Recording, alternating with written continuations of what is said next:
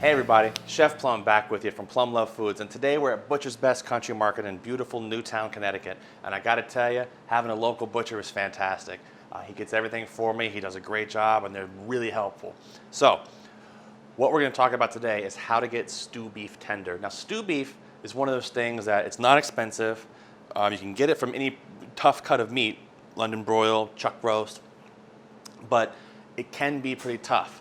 So if you're not gonna braise it, if you're not gonna hit it in the oven or hit it in a long marinade or something like that, it's gonna be really, really tough. So I'm gonna show you a couple ways to make it nice and tender. What I've got here, guys, is a little London broil we've cut up and made stew beef out of. So there's a few different ways you can make your stew beef tender. And one of which is you can get from any grocery store, deli, your butcher shop will probably have it. It's a powdered tenderizer. A lot of people in this day and age would look at something like this and think, I'm not putting chemicals on my food, oh no. It's interesting though, when you start looking at these and understanding what they are, they're actually not chemicals. But most tenderizers are bromelain and papain, both of which are enzymes that are pulled from fruit.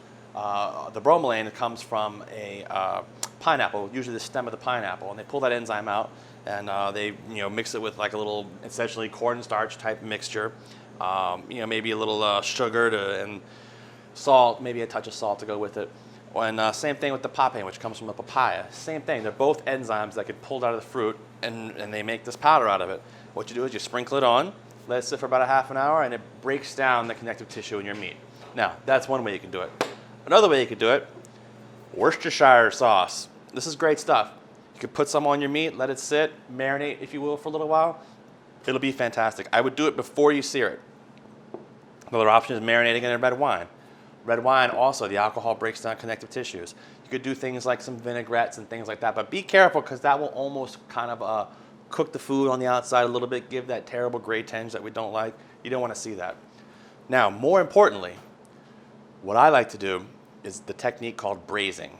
Braising is a technique where you brown off a piece of meat and cook it in a flavorful liquid for a long, prolonged period of time, and it'll break down that connective tissue and make things nice and tender and beautiful. There you have it, guys. That's my best ways to tenderize stew beef. I'm Chef Plum, Plum Love Foods, and I'm here at Butcher's Best Country Market in Newtown, Connecticut, and we'll see you next time. I'm gonna go see if I can find a piece of pork to braise. I'm hungry.